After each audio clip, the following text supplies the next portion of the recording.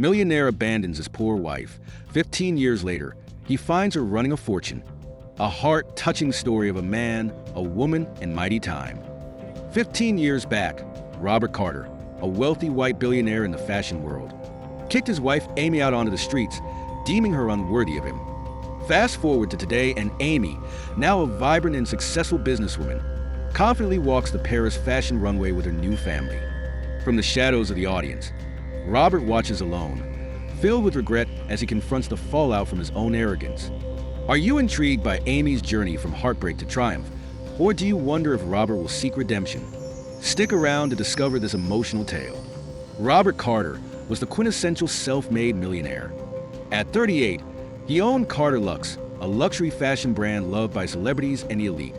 With his sharp style and confident attitude, Robert embodied power and success. Next to him was Amy Johnson Carter, his elegant and charming wife.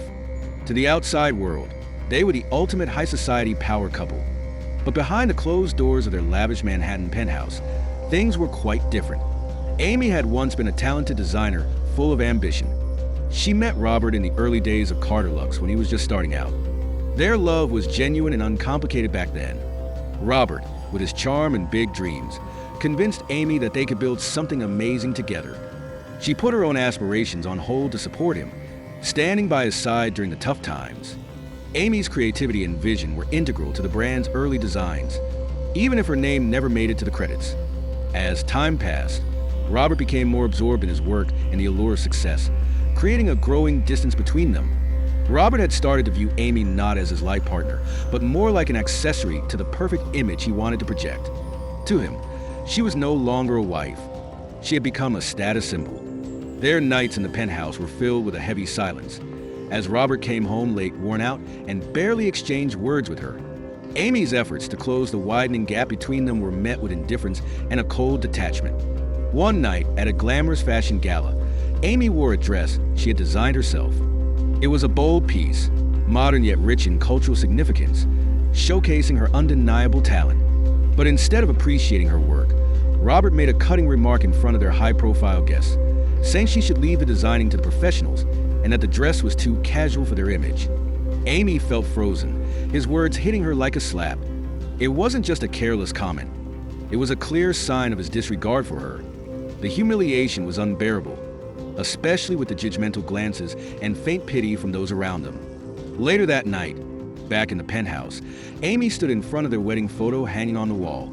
In it, Robert held her hand with a bright smile, a version of him that felt like a distant memory now.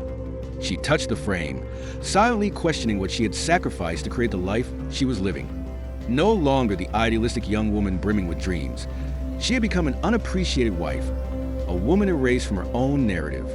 Under the soft glow of the penthouse lights, Amy whispered a question she had never dared to ask herself. Had she really given up everything for this man? That evening, the atmosphere at the Carter Luxe Charity Gala was a stunning display of elegance and sophistication. Guests raved about the event, while crystal chandeliers illuminated the grand hall, their brilliance reflecting off the polished surfaces of designer gowns and clinking wine glasses. Laughter and the clinking of glasses mixed effortlessly with the gentle notes of piano music, creating a moment that seemed to beg for preservation. Amy Johnson Carter had spent months planning this evening, ensuring every detail was perfect. From the exquisite menu crafted by a Michelin-starred chef to the imported Dutch flowers arranged in beautiful clusters, all reflecting her personal touch. This wasn't just another annual fundraising event for Carter Luxe.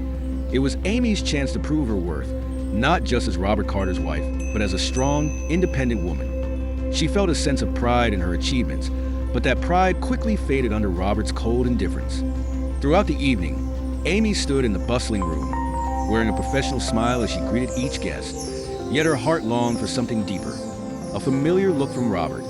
He was just a few steps away, mingling with wealthy and influential guests, the kind he always seemed to prioritize over personal connections. Dressed in a perfectly tailored suit, he still had that magnetic charm that had drawn her in from the start, but his gaze didn't linger on her at all. Instead, he focused solely on the major donors who could help expand Carter Luxe's global presence. Amy approached him quietly, placing a gentle hand on his arm just as he wrapped up a conversation.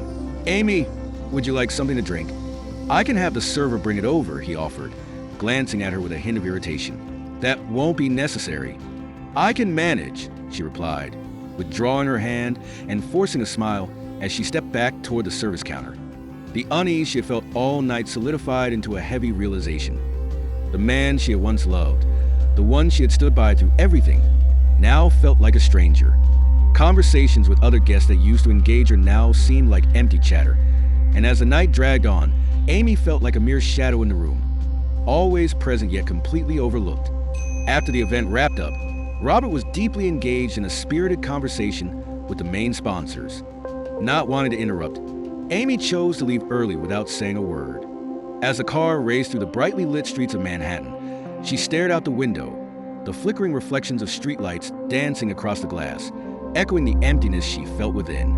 Her thoughts were abruptly interrupted by her phone vibrating. She opened a message that contained a brief but heart-wrenching note from a close friend in the fashion world. Robert seemed quite close with his assistant tonight. "I hope I'm wrong." Amy's hands trembled slightly as she read it, and she quickly deleted the message, trying to convince herself it was just a misunderstanding.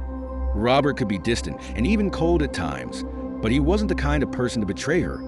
She held on to that belief, hoping to preserve the fragile remnants of her trust in him. Upon entering the penthouse, she was met with an unsettling silence. The lack of sound amplified the clicking of her heels against the marble floor. The living room was dark, making the space feel more desolate than ever. Amy placed her purse on the sofa, slipped off her heels, and slowly made her way toward the bedroom.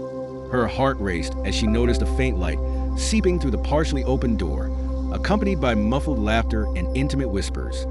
She froze, the unease in her chest transforming into dread. Pushing the door open, the creak sounded louder than it should have, as if announcing a moment that would change her life forever. Light flooded the room, revealing her shocked expression. There, before her, was Robert Carter, the man she had loved, trusted, and sacrificed everything for, entwined with a young woman on the bed they had once shared during happier times.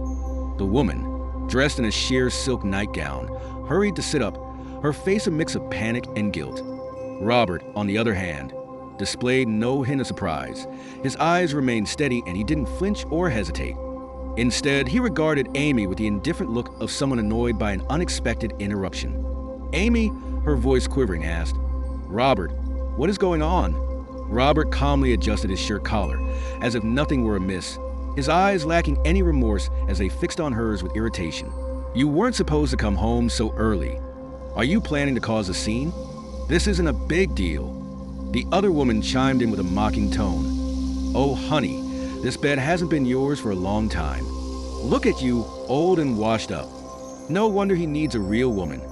Amy turned sharply, her eyes blazing with anger. "Who do you think you are to talk to me like that? Don't you feel any shame for tearing apart a family?" She strode toward the other woman, her hand raised, ready to slap her. But before she could make contact, Robert lunged forward, grabbing her wrist and pulling her back forcefully. "Amy, stop this nonsense. Don't make things worse than they already are," he said sharply. Amy wrenched her arm free, tears streaming down her face. "Worse, Robert, you're betraying me in our own home, in our own bed, and I'm the one making things worse." Robert let out a cold, hollow laugh that sent chills down her spine. He released her, his eyes devoid of love and filled with disdain. "Amy, look at yourself. Do you really think I need you? Just look at how you've let yourself go. Pathetic and outdated, clinging desperately to some sense of value. You're no longer the woman I need." Amy stared at him in disbelief, too shocked to respond. But before she could gather her thoughts, the younger woman interjected, her voice sweet yet venomous. "Honestly, Robert deserves a real woman, someone who doesn't cling to the past and wallow in self-pity. Maybe you should have realized that a long time ago, darling." Amy turned sharply again, her fury reignited as she took another step toward the woman. Amy shouted, "Do you even know who I am? You're just a cheap homewrecker." Robert reacted quickly, not only blocking her way, but forcefully pushing her back. "Inaha Almi. She's not the issue. You are. You have nothing left to keep me here. Stop playing the victim." Amy stumbled and fell hard onto the cold floor, pain shooting through her body, but it paled in comparison to the intense humiliation she felt inside. Robert walked over to his desk. pulled out a stack of papers and slammed them down in front of her. "Sign it. These are the divorce papers. You mean nothing to me anymore. I've had this ready for a long time. Do the right thing and leave." Amy stared at the papers, her vision blurred by tears. As she skimmed the first page, she froze at the words "forfeiture of all financial rights." The cruel reality hit her. Robert not only wanted to end their relationship, but also intended to leave her with nothing. Her voice trembled but remained firm. "How long, Robert? How long have you been planning this while I was trying to save our marriage?" Robert laughed, a cold, contemptuous sound. "Save it? Amy, do you really think you ever had the power to save me or this marriage? You're nothing without me. Everything you have is because of me. This house, your so-called reputation, those designer dresses you flaunt. They all exist because of me. Without me, you're nothing." Amy looked up at him, her eyes a mix of agony and rage, but the weight of his betrayal silenced her. She no longer had the strength to fight back. With trembling hands, she placed the pen on the desk, staring at the divorce papers before her. Signing them would sever the last connection to Robert, the man to whom she had once devoted her youth and dreams. The atmosphere in the room was stiflingly quiet. Robert leaned against the desk, saying nothing as he meticulously flipped through a stack of papers, the rustling sound resonating like a hammer striking against Amy's sense of self-worth. Once he confirmed everything was in order, he set the papers aside and straightened up, avoiding her gaze entirely. His voice was icy and detached as he instructed, "Pack your things and leave by morning. I don't want to see you here for another moment." His words were more than just a dismissal. They were a stark reminder that she no longer had a place in his life. On the bed, the young woman lounged comfortably, a mocking smile dancing on her crimson lips as she looked at Amy with feigned sympathy. "Goodbye, darling. Best of luck with your age and taste in fashion. You're going to need it." Amy remained silent, her desire to scream and retaliate stifled by the trembling of her lips, which refused to form a response. Slowly, she rose, her knees threatening to give way beneath her. Robert cast her one last fleeting glance, devoid of love or regret, before turning back to the younger woman, offering his hand with the same gentleness he had once shown Amy. "Come on, let's leave her to sort herself out," he said. Amy's heart shattered anew as she witnessed his tenderness toward another woman. Turning away, she forced herself to exit the room without looking back. In the walk-in closet, Amy paused, taking in the space that had once felt like her sanctuary.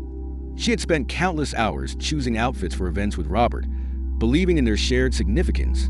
Now, everything felt empty, a shadow of a life she no longer recognized. She pulled out an old suitcase and began to methodically pack a few simple clothes. Amy couldn't help but notice how the fancy gowns and pricey shoes Robert had gifted her now sat untouched, serving only as painful reminders of her losses. As she dragged her suitcase down the grand hallway for the last time, she took a moment to absorb the penthouse that once felt like home. Now, it felt more like a gilded cage that had trapped her dreams and youth. At the door, she paused, her trembling hands resting on her belly. In that moment, she felt it, a small, undeniable life growing inside her, a secret Robert would never know.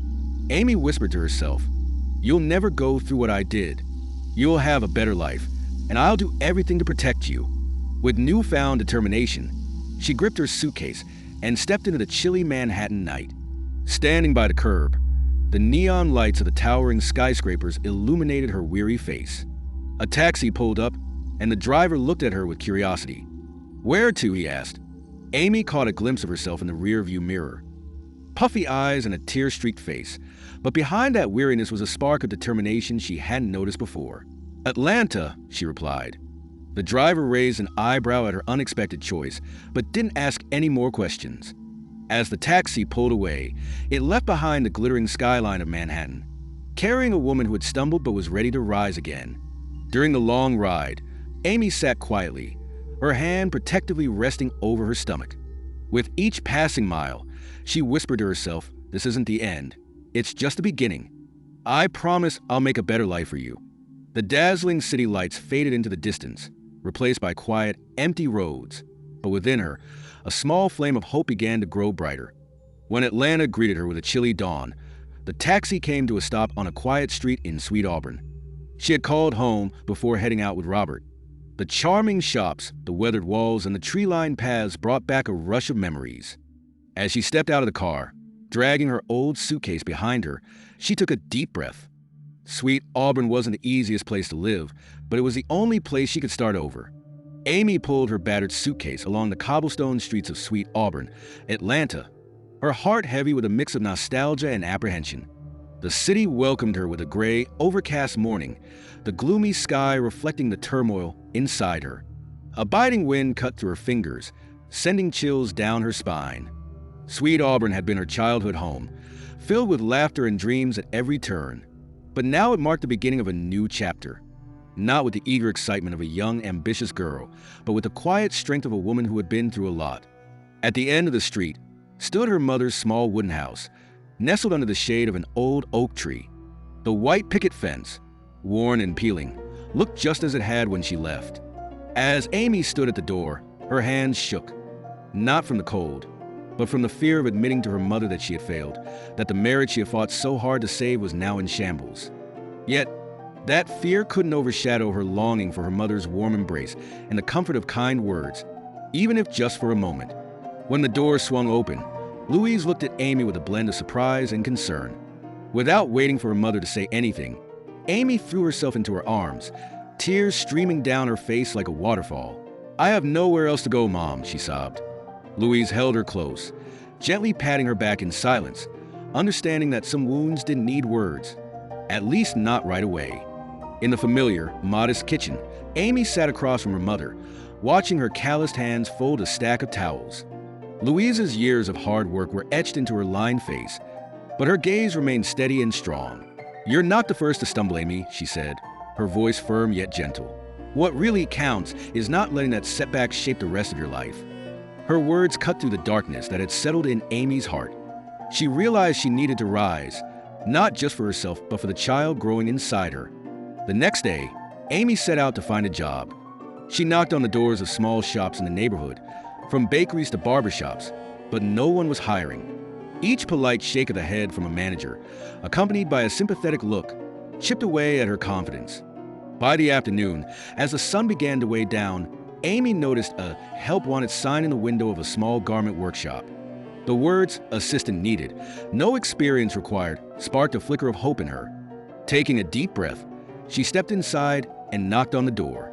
The workshop was tucked away in an old building, with fluorescent lights casting a dull glow over the concrete floors.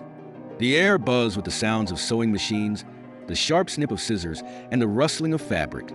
Amy was given the simplest tasks: inspecting fabric for defects and cutting pieces according to templates. Every morning, she stood for hours at the cutting table, her hands aching and fingers often pricked by sharp needles. In the afternoons, she moved on to inspecting seams, her eyes straining to catch tiny threads. Each evening, her body ached, begging for rest, but Amy refused to complain. The other workers, mostly middle-aged women, didn't talk much to her. Their glances held a mix of sympathy and judgment, making Amy feel like she was always being evaluated and found lacking. One day, during lunch, as Amy struggled with her scissors, one of the workers sneered, "I guess someone used to a life of luxury doesn't know how to hold scissors right." Amy looked up, her tired but determined smile disarming the insult.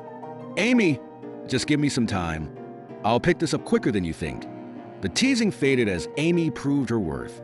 Even though her body ached after each tough day, she showed up every morning with a quiet determination. Each night, she returned to her mom's little house, sitting at the old kitchen table with a notebook, sketching designs inspired by the fabric scraps she spotted at the workshop. These weren't flashy or groundbreaking ideas, just simple concepts born from her imagination and her situation. One evening, while going through her stuff, she found an old dress design she had sketched back in New York, a dream that never came to life. A wave of nostalgia hit her, and she wondered, is it all over? Is this dream gone forever? Her hand instinctively rested on her belly, feeling the gentle but strong presence of new life. Amy thought, "I can't give up my love. We'll get through this together." The job at the workshop was tough, not just physically but mentally too. Some workers still looked at her with doubt, even though the outright mockery had stopped. One afternoon, after struggling with a stubborn piece of fabric, she overheard a snide comment from a coworker. She might look like she belongs in a penthouse, but she's learning. She's no queen here. Amy straightened up and met the worker's gaze with calm but fierce determination. Keep watching. I'll show you I belong anywhere I choose.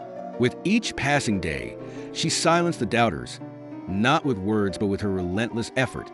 In the quiet of her mom's home, Amy channeled her exhaustion into creativity, sketching late into the night and transforming her frustrations into fresh designs. Slowly, she felt a flicker of hope reigniting within her. The child growing inside her became her anchor and inspiration, urging her to dream again. This wasn't the end. It was just the beginning of something new. Amy realized the journey ahead would be tough and lengthy, but with every sketch and small win, she started to glimpse the outlines of a brighter future. The soft autumn light streamed through the windows of the sewing workshop, casting gentle rays across the cutting tables and scattered spools of thread. Amy settled into the quietest corner of the room, away from the noise. In front of her lay an old sketch pad, its pages worn and smudged with time, yet still filled with the intricate details and passion they once held. As she flipped through the pages, memories of her dream to become a fashion designer flooded back. That dream now felt like a distant flicker in a dark room, and she wasn't sure if she had the strength to chase it again. Still, something deep inside her wouldn't let go completely. Amy thought to herself, maybe all I need is a reason, just one chance to start fresh. Her thoughts were interrupted by a warm voice that broke the silence. Are these sketches yours? Startled, Amy looked up to see a young man with chiseled features and bright, intelligent eyes, radiating energy and kindness. He held one of her sketches, studying it with keen interest. Amy hesitated. Yeah, they're mine. Just some old ideas. I used to dream of being a designer. Isaac took a seat across from her, carefully placing the sketch on the table. His reassuring smile brought an unexpected warmth. Old ideas? I think these are pretty amazing. Did you study design somewhere? Amy, feeling a bit embarrassed, replied, I did, but life didn't quite go as planned. Isaac paused, his gaze never leaving her. He seemed to see more than just talent in her work. He saw a quiet fire struggling to survive beneath the ashes. I'm Isaac Thompson, a fashion designer. I run a small studio downtown. If you're interested, I think we could collaborate. Amy stared at him, disbelief written all over her face. You don't even know me. Why would you want to help me? I totally get where you're coming from. I used to be in your shoes, and I know how tough it is to feel like your dreams are slipping away. I really don't want to see anyone else go through that if I can help. He pulled out a business card from his pocket and laid it on the table before getting up to leave. Isaac, you don't have to make a decision right now, but if you're ready, swing by my studio. 3 days later, Amy found herself standing in front of the address on the card. Isaac's studio was tucked away in a charming neighborhood, surrounded by old storefronts. As she walked in, the space opened up into a creative paradise with natural light pouring in. Work tables were piled high with fabric and half-finished designs, and the walls were adorned with framed photos of Isaac's previous collections. Isaac popped out from behind a desk, holding a roll of fabric, and his face lit up when he spotted Amy. I was starting to think you wouldn't show up. I'm really glad you did. Amy stood in the center of the room, soaking in every detail. The vibe here was electric, a place where creativity could truly take flight. This place is amazing, Isaac. I think you'll make it even better, she said. Isaac took her on a tour, sharing details about his current projects and how he ran the studio. It was a small operation, but every inch of it radiated passion and dedication. Isaac wasn't just a gifted designer. He was also a motivating leader. Amy started working at Isaac's studio as an assistant, tackling simple tasks like refining sketches and cutting fabric for new designs. At first, she struggled, her hands shaky and unsure with the tools. But Isaac was there, patiently guiding her through each step. Don't stress. Everyone takes time to find their groove. I can see you getting better every day, he encouraged. Isaac's support went beyond just work. One evening, noticing Amy was still there late, he brought her a sandwich and placed it on her table. Isaac, you really need to eat something before you wear yourself out. I can't have my first employee passing out on me. Amy looked at him, her eyes shining with unspoken gratitude. For the first time in ages, she felt like someone truly cared about her well-being. When Isaac found out she was pregnant, he didn't flinch or offer pity. Instead, he ramped up his encouragement. Amy, your pregnancy isn't a weakness. It's a reason to be even stronger, and I'll do everything I can to support you. As Amy settled into her role, she started to rediscover her passion. Late nights at the studio often had her sketching designs, drawing inspiration from her experiences and the leftover fabric scraps around her. Isaac became more than just a mentor. He turned into a confidant and a real friend. One evening, after finishing her first original design in years, Amy leaned back in her chair, smiling at her creation. Isaac walked over and placed a cup of tea on the table next to her. "Amy, you did an amazing job. I always knew you could," he said. With a smile and a voice full of emotion, Amy replied, "Thank you, Isaac. You have no idea how much you've helped me." Isaac didn't say anything. He just sat beside her. In that quiet moment, Amy felt a weight lift off her shoulders. She wasn't alone anymore, and for the first time in years, she believed in herself again. Isaac's studio wasn't just a job. It was the start of a new chapter in her life. Over time, Isaac's small studio transformed into a sanctuary for Amy, a place where she felt safe to be herself. Every morning, Isaac greeted her with a warm smile, always asking if she had a good night's sleep and reminding her not to skip breakfast. Those little acts of kindness slowly chipped away at the tough exterior Amy had built after all the pain she had gone through. One day, while she was carefully cutting fabric for a new design, her hand slipped, slicing through an expensive piece of silk. She froze, panic flooding her eyes. "Amy, I ruined it. I'm so sorry. I'll pay for it." Isaac approached her softly, taking the torn fabric from her hands. He shook his head with a reassuring smile. "Hey, Amy, don't stress about it. It's just a piece of fabric, not a failure. If it means something to you, why not turn it into something new? I know you can make it even better." His calm presence and unwavering belief in her stirred feelings in Mara that she hadn't experienced in ages. She felt free from judgment. Isaac wasn't just a mentor. He was teaching her the art of self-forgiveness, something she had struggled with for so long. One late evening, after finishing an important design, they sat together at the big work table in the studio. The warm glow from a desk lamp eased the tension of the day. Isaac poured 2 cups of tea, placing one in front of Amy, his eyes filled with quiet curiosity. "Amy, can I ask you something?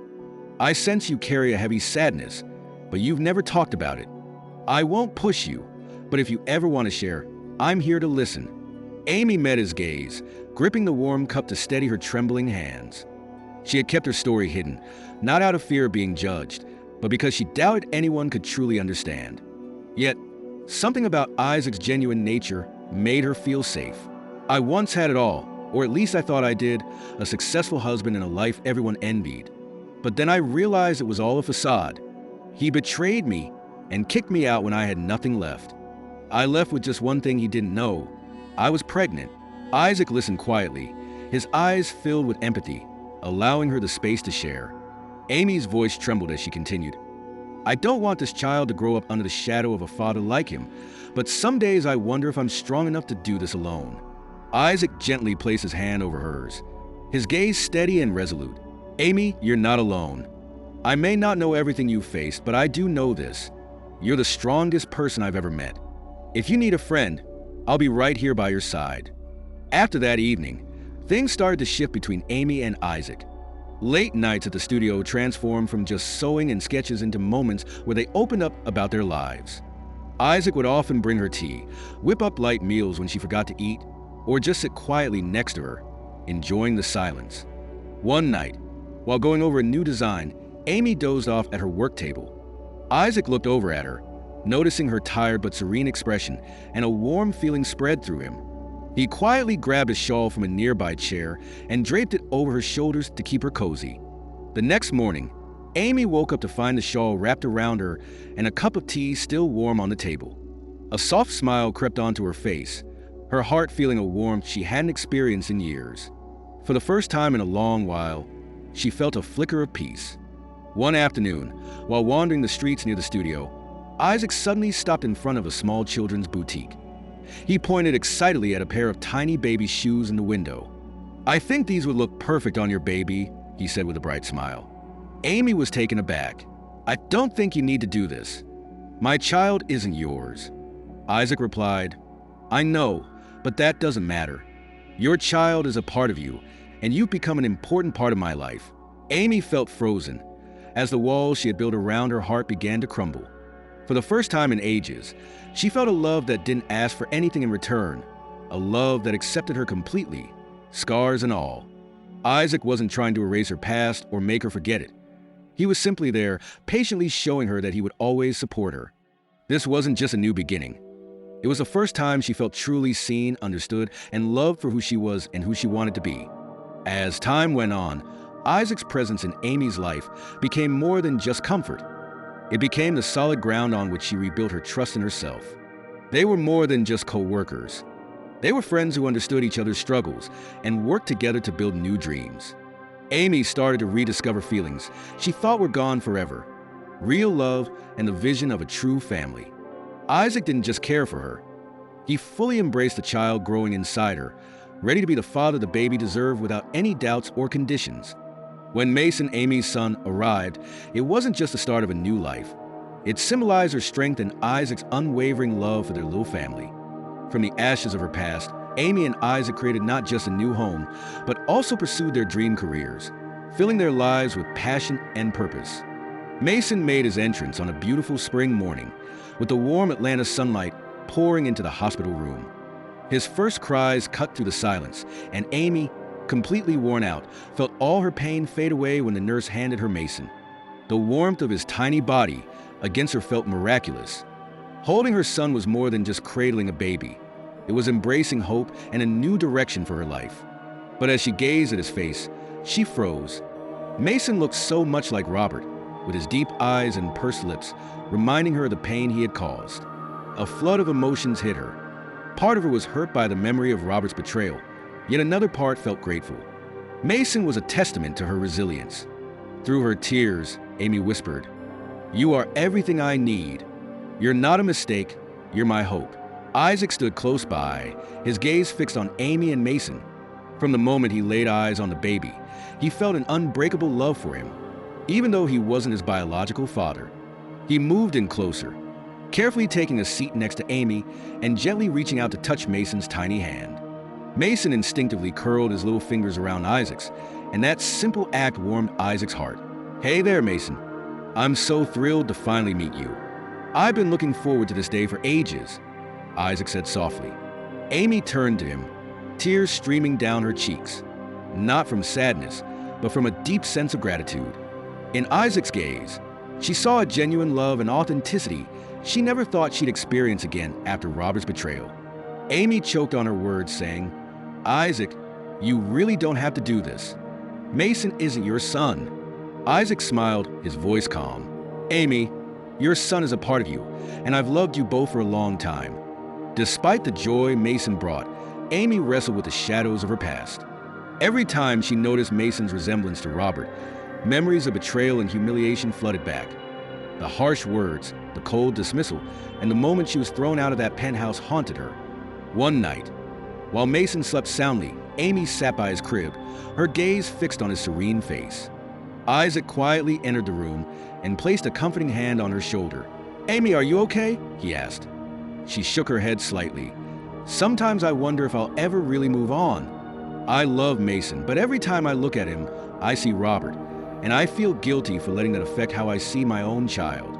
Isaac sat beside her, his eyes kind yet serious. "Amy, your past is part of who you are, and I can't change that. But you don't have to face it alone. Mason isn't just a reminder of Robert. He's a testament to your strength. You've overcome so much to get here. Don't let the past overshadow the amazing life you're creating now." His words were like a soothing balm to Amy's heart, easing the pain she had carried for so long. She turned to him, her eyes filled with gratitude. As Mason grew up, he was enveloped in the unconditional love from both Isaac and Amy. Isaac took on the role of Mason's dad with incredible commitment. He was the one who would get up in the middle of the night to comfort Mason when Amy was too tired, the first to change diapers, and the one who held Mason close during those tough crying spells. One afternoon, while Amy was busy making dinner, she looked out the window and saw Isaac playing with Mason in the yard. Isaac was swinging Mason around, making him laugh like crazy, and dancing in a goofy way that only Mason found hilarious. Amy paused, a smile creeping onto her face. For the first time in years, she felt complete. This little family was all she needed. No riches, no illusions, just real love, acceptance, and hope. Isaac's love extended beyond Mason. He always prioritized Amy's happiness and safety. One evening, while Amy was in her office going over new designs, Isaac walked in with a warm cup of tea. "Hey, you've been at it all day. You need to take a break. Not just for yourself, but for Mason too," he said. Amy smiled, putting her pen down to accept the tea, her heart filling with warmth. "Thank you for everything, Isaac. I honestly don't know what I'd do without you." With a grin, Isaac replied, "We're a family, Amy, and family means tackling everything together." Standing at the work table in Isaac's small studio, Amy focused on an unfinished sketch. The lines were rough, and the cuts weren't complete, but in her mind, she saw something much bigger. These designs were more than just clothes. They were stories, narratives of people, places, and values she held dear. Amy wanted her fashion to go beyond just looking good. She wanted it to represent pride and identity for people like her, whose histories often went unnoticed. With her eyes shining, she turned to Isaac and said, "I want every dress, every cut to tell a story. I want the wearer to feel the pride of their ancestors and the richness of their heritage. And I want to do it ethically sustainable production, no waste, no exploitation." Isaac sat across from her, fully engaged in what she was saying. He recognized the magnitude of her dream and the tough road ahead, but the fire in her eyes convinced him she would make it. "Amy, you're not just making clothes. You're crafting inspiration. I believe in you, and I know the world will too." Heritage by Amy kicked off in a small corner of Isaac's studio. No fancy office, no big team, just Amy, Isaac, 2 work tables, and some rolls of fabric. The early days were tough. Even finding the right materials was a challenge. Amy was adamant about using natural, sustainable fabrics, but the high prices meant she had to make sacrifices elsewhere.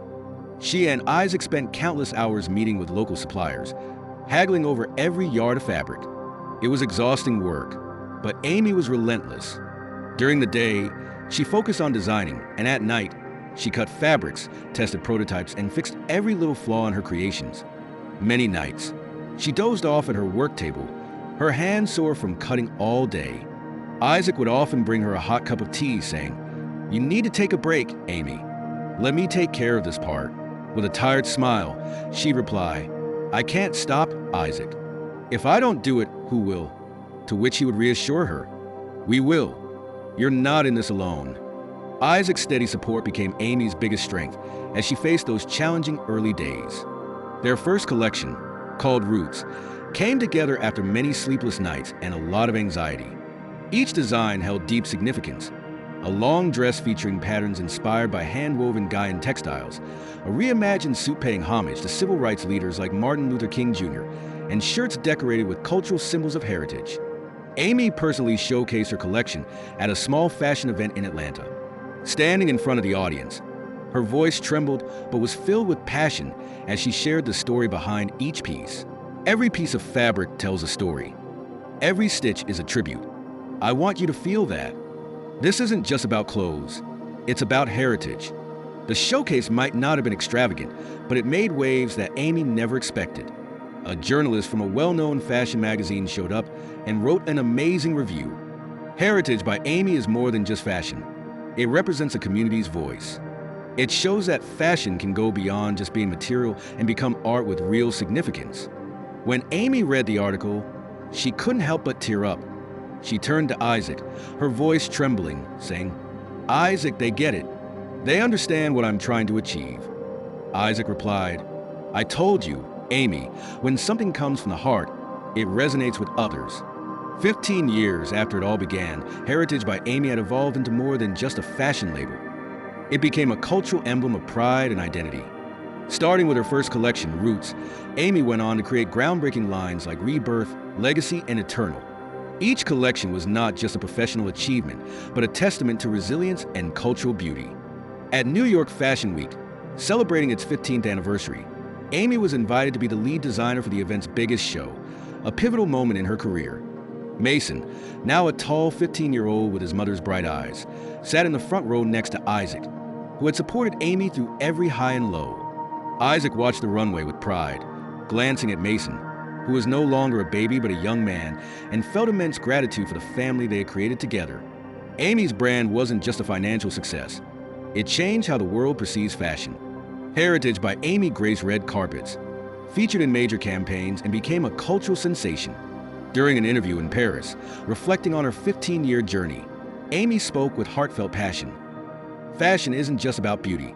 It's a language, a way to share our stories. For me, every stitch has meaning, and every piece of clothing carries a bit of history and identity.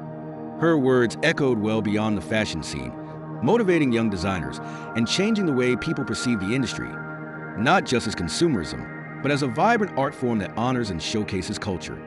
At her New York Fashion Week show, Isaac gripped Mason's shoulder as the lights dimmed and the first model stepped onto the runway. Amy's creations unfolded like a beautiful story, a blend of color and texture that flowed seamlessly across the stage, each piece reflecting her journey. When the final look appeared, the audience erupted in applause. Ami stepped out from backstage, glowing, her smile a testament to years of hard work, resilience, and victory. She glanced at Mason in the front row, her son who represented her strength, and Isaac, the man who had always believed in her. In that moment, Amy realized she hadn't just fulfilled a dream, she had created a legacy. Mason, now 15, was a tall, athletic teen with thick hair and deep, thoughtful eyes that sometimes left Amy speechless, reminding her so much of Robert. He had inherited Amy's sharp wit and energy, but his warm nature and calm patience were clearly influenced by Isaac, who had always been there for him. Mason grew up enveloped in the unconditional love of anime and Isaac. To him, Isaac was more than just a father. He was a mentor and a friend. Isaac taught him to live with integrity, treat others kindly, and never give up on his dreams. One afternoon, while the family relaxed on their porch, Mason looked up from his sketch pad, where he was designing sneakers he hoped to create one day. "Dad, how do you always know the right thing to do?" Mason asked. Isaac chuckled, placing a hand on Mason's shoulder. "I don't have all the answers, son. I just try to do what's best for our family. That's what really matters." Mason looked at Isaac with admiration in his eyes, completely unaware that Isaac wasn't his biological dad. To Mason, it didn't matter. Isaac had always been there for him, from cradling him as a baby to guiding him through his teenage years as he figured out his place in the world. But Amy knew that eventually, Mason would need to learn the truth about his real father. It wouldn't be an easy conversation, but she believed her son deserved to know, as painful as it might be. It would help him understand the journey that shaped their family. One evening, while Mason was in Amy's office helping her go over some new designs, she walked in holding a wooden box. "Mason, I think it's time to share a part of our story," she said. Mason paused, intrigued but not scared. He had always trusted his parents to be honest with him. Amy opened the box to reveal an old wedding photo of her and Robert. Mason studied the picture, noticing the resemblance between himself and the man in the photo. "Who is this?" "He looks like me," Mason asked. Amy took a deep breath and held his hand for support. "That's your biological father. He's part of my past, but he wasn't there for you and didn't love you like Dad does." Mason sat quietly, his eyes moving from the photo to his mom's face. Amy's heart raced, worried her words might hurt him.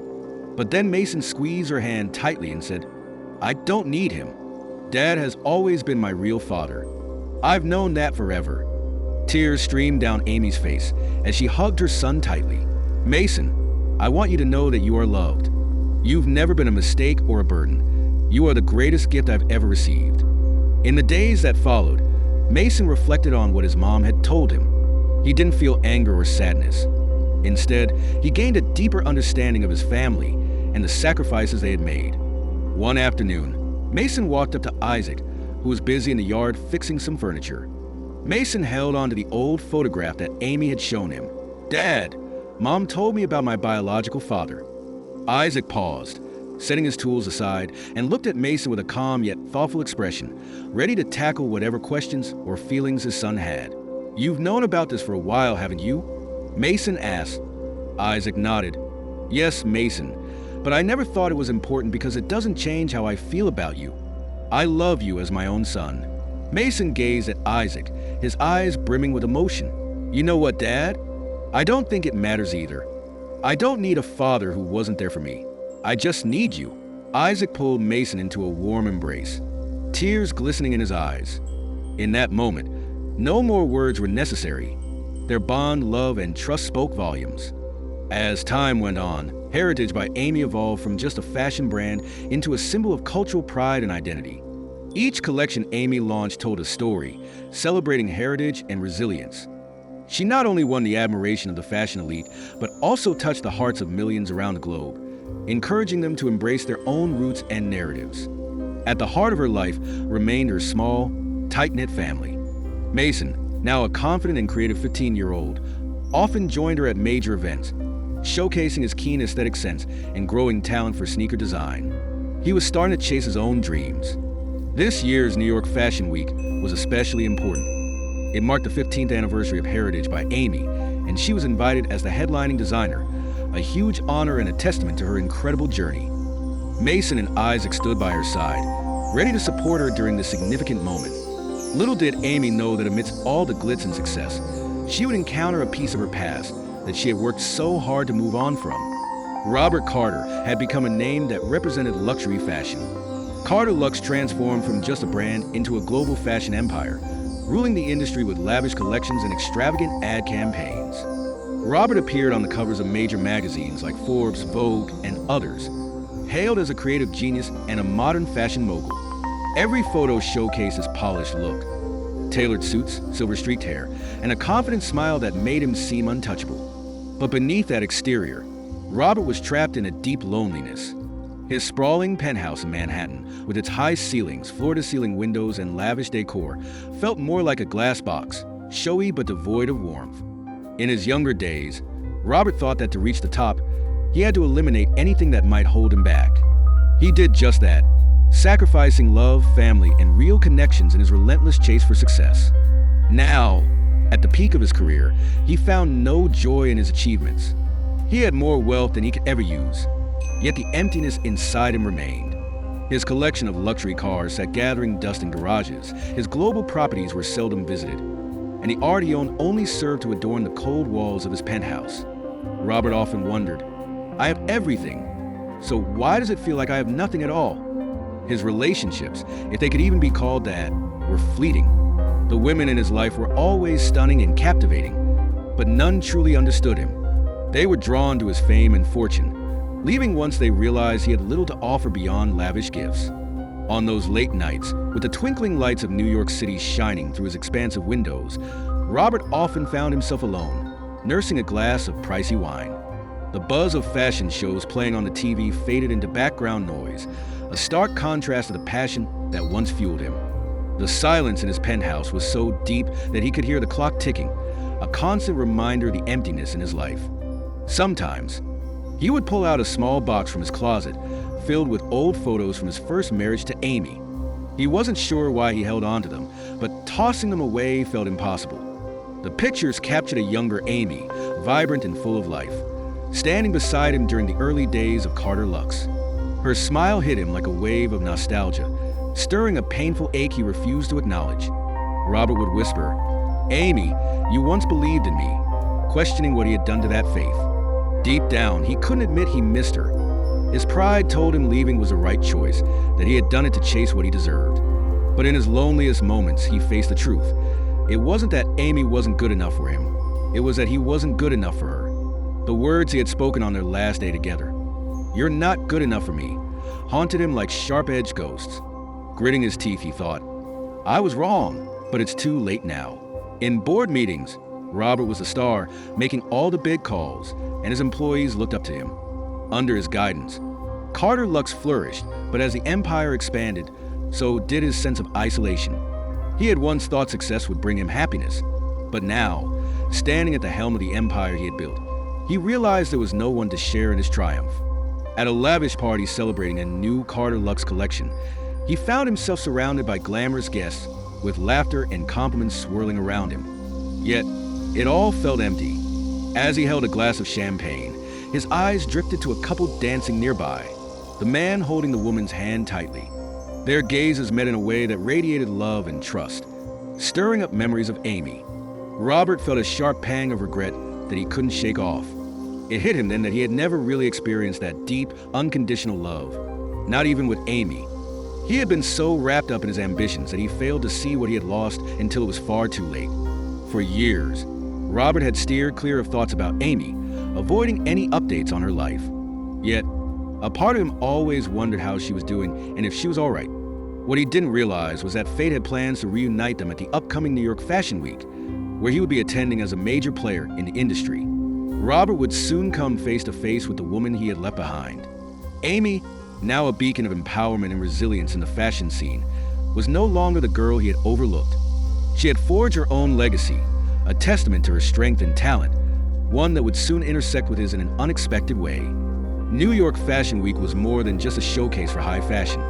It was a gathering of the industry's elite.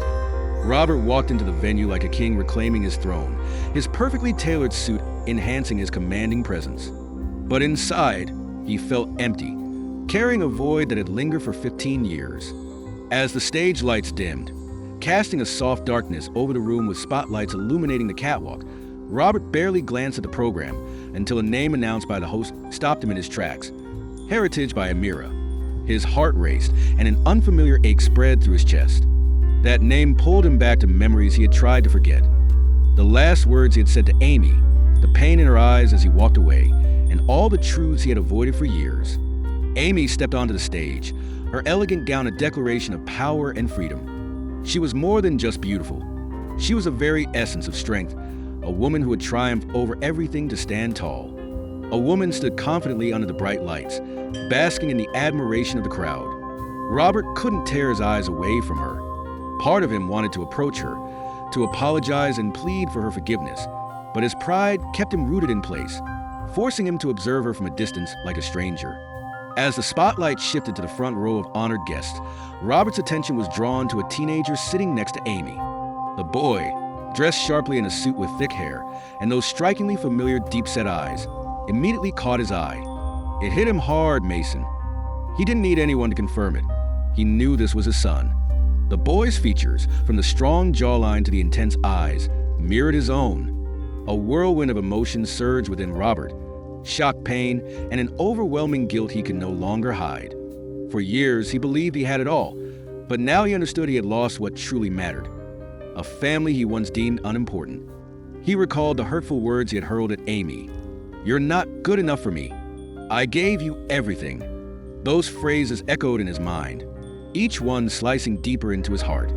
15 years is a long time to carry pain, but it's also enough time to rise from the ashes. Amy thought she had conquered it all. The betrayal, the insults, the emotional scars Robert had inflicted. But when their eyes locked in that glittering hall, memories flooded back. She remembered their last confrontation in the lavish penthouse, where she had been left emotionally and physically broken. The cruel words and Robert's disdainful look as he walked past her to embrace his mistress were etched in her mind. His voice echoed, "You're not good enough for me. Everything you have is because of me." The forceful shove that had sent her crashing to the floor still haunted her, as did the contempt in his gaze. But now, she was no longer the fragile Amy of 15 years ago. The woman in front of Robert today was Amy Carter, a world-renowned designer, a fierce mother, and a proud partner to Isaac. But beneath her calm exterior, a whirlwind of emotions swirled, pain, anger, and a hint of bittersweet sorrow. It wasn't for Robert, but rather the realization that even with her successes, the scars of her past still echoed loudly.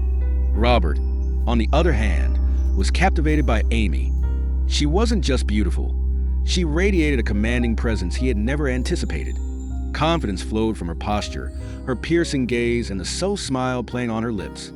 However, what hit Robert the hardest was Mason, the teenager standing tall next to Amy, exuding maturity and resembling a younger version of Robert himself from 15 years ago. In that moment, Robert's heart shattered. This boy was his son, a child he had never known, never held, never heard laugh, or seen take his first steps. Looking at Mason, Robert didn't just see his son. He saw everything he had sacrificed. The years lost ambition, the empty relationships, and the loneliness that had marked his life. It all came crashing down. Then his gaze shifted to Isaac, the man standing beside Amy and Mason, completing the picture of a perfect family. Isaac didn't need to say a word. The way he placed a hand on Mason's shoulder and the warm look he shared with Amy spoke volumes. Isaac wasn't just an outsider. He was a man who filled the void Robert had left behind. Robert felt the painful realization wash over him. That should have been his place, which should have been him. Amy noticed the shift in Robert's expression, the shock, the regret, and the unmistakable pain, but she remained unfazed. Robert was no longer in her life, and she refused to let him disrupt the world she had fought so hard to create. Isaac, standing next to her, immediately picked up on the tension. He realized this wasn't just a casual catch-up. It was a clash between a painful past and a healed present. Robert tried to gather himself, but his voice trembled when he finally spoke. "Amy, I need to talk to you and Mason." Amy let out a soft, humorless laugh, tinged with irony. "Talk." "Robert, what could we possibly have to say? You made your choice." Isaac placed a comforting hand on Amy's shoulder, his gaze steady on Robert. "This isn't the right time or place. Let Amy and Mason enjoy their evening." Isaac's words hit Robert hard. This wasn't just any guy next to Amy. He was someone who stood up for her, someone who wouldn't let Robert hurt her again. Mason, observing the exchange, finally chimed in, his curious yet steady gaze fixed on Robert. "Mom, who is this man? Why is he looking at me like that?" Amy gently squeezed Mason's shoulder, her expression softening as she looked at her son. "Mason, I'll explain everything later, but for now, we should go." Before leaving, she turned to Robert one last time, her voice low but firm. "If you want to talk, Robert, arrange it. But tonight isn't your night." With that, Amy and Mason walked away, leaving Robert standing alone under the harsh lights of the hall, the brightness only emphasizing the emptiness around him. Isaac paused for a moment, locking eyes with Robert before giving a small nod, a quiet farewell. Before following Amy and Mason, Robert felt frozen, as if everything in his life had been stripped away once more, not by anyone else, but by his own decisions. Amy had risen from hardship to become a symbol of strength and self-worth. But what about Robert? Could he ever find redemption? Robert got back to his penthouse after the show, his head buzzing with thoughts of Amy and Mason. Sleep was impossible. He just sat by the window, gazing at the sparkling city below. Each flickering light seemed to echo the emptiness he felt inside. There was no doubt Mason was his son, but for 15 years, Robert had been completely unaware of his existence. He wasn't just a bad dad. He had walked away from his family before it even began. The next morning, Robert made up his mind to meet Amy. He reached out to a mutual friend to set up a discreet meeting, away from the prying eyes of the media. Deep down, he knew he had no right to ask for anything, but he needed answers. Not for himself, but for Mason. At a cozy cafe, Amy waited for him, choosing a quiet corner table bathed in soft light, hoping the calm atmosphere would help her keep it together. But inside, she was a whirlwind of anger, pain, and exhaustion at the thought of facing the man who had hurt her so deeply. When Robert walked in, he appeared calm, but his eyes told a different story. Heavy and tired from emotions he couldn't quite express. He took a seat across from her, and the silence between them felt thick. After a moment, he let out a soft breath and said, "Thanks for meeting me." Amy didn't reply right away. She stared at her coffee cup, searching for the right words to protect herself from getting hurt again. Finally, she asked, "What do you want to say, Robert?" Robert hung his head, his hands tightly clasped together, a nervous habit of his. Taking a deep breath, his voice trembled as he spoke. "Amy, Mason is my son, isn't he?" I knew at the moment I laid eyes on him. The question didn't catch Amy off guard. She had been anticipating it since the night before and knew she couldn't dodge the truth forever. Still, that didn't make it any easier to respond. She lifted her head, meeting his gaze head-on, unwavering.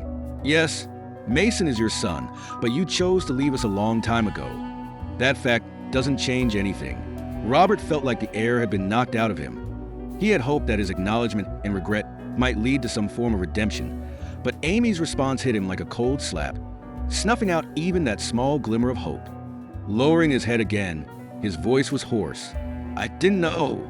I didn't think you." Amy interrupted him, her tone sharp yet controlled. "Don't make excuses. You didn't think, Robert. That's always been your issue. You only cared about yourself, your ambitions, and what you wanted. Because of that, you chose to abandon me and Mason, even without knowing he existed." She leaned back in her chair, her gaze drifting out the window to a world where people live free from the burdens of the past. Unlike her, Taking a deep breath to steady herself, she continued, "When you threw me out of that penthouse, Robert, I had nothing. I didn't just lose the man I loved. I lost my faith in myself. But I picked myself up. I did everything I could to protect Mason and give him a better life. Isaac was there for me. You weren't." Robert clenched his hands tighter, guilt weighing down on him until he could barely breathe. "I know I was wrong, but Amy, please let me do something for Mason. I don't want to ruin the family you built, but he deserves to know the truth about his father." Amy turned back to him, her eyes sharp as knives. "Mason doesn't need you. He was raised in a loving family with a real father who was always present, no excuses needed. Robert, you have no place in his life, now or ever." Robert didn't say anything. He knew Amy was right. He had ruined every opportunity to be part of Mason's life, and now he had to confront the loneliness he had created. As Amy got ready to leave, Robert tried to speak, but the words stuck in his throat. He could only watch her walk away, the woman he had once overlooked now standing as a symbol of strength and resilience. Before she left, Amy turned back, her voice gentle yet firm. "Robert, I don't hate you, but I don't need you, and neither does Mason." As she disappeared from view, Robert sat quietly in the cafe, his vision blurred. For the first time in years, tears streamed down his face. Not for his career or failures, but for the emptiness he had built within himself. When he returned to his empty penthouse, the lavish lights and expensive art that once brought him joy now felt suffocating. Memories of Amy, Mason, and Isaac swirled in his mind, each one a painful reminder of what he had lost. But what haunted him most was Mason's look. Not one of innocent curiosity, but one that seemed to judge him, demanding answers to questions he couldn't even face. Standing by the window, Robert gazed out at the glowing city below, his chest heavy with emotions he couldn't quite identify. That boy was his son, no doubt about it. But Mason had grown up without him, and Robert now questioned if he had any place in his son's life at all. He thought to himself, "I can't let it end like this. Mason deserves the truth, and I need to make amends for what I've done." Yet the thought of Isaac made him hesitate. That man hadn't just taken his place as a father. He had become the role model. Robert felt a pull towards Mason that he couldn't shake off, even though he knew he had to take action. He wasn't sure if forgiveness was possible, but living with silence and regret wasn't an option anymore. He needed to reach out to Mason, to find a way to connect with his son, no matter what stood in his way. Little did he know, his arrival would not only confuse Mason, but also intensify Isaac's determination to protect their family. This meeting was bound to be more than just an apology. It would be a confrontation between the past and the present, between Robert's past mistakes and the weight of responsibility Isaac had carried for the last 15 years. Robert, weighed down by guilt, would have to confront not just Mason's rejection, but also Isaac's firm stance that there was no longer a place for him in their lives.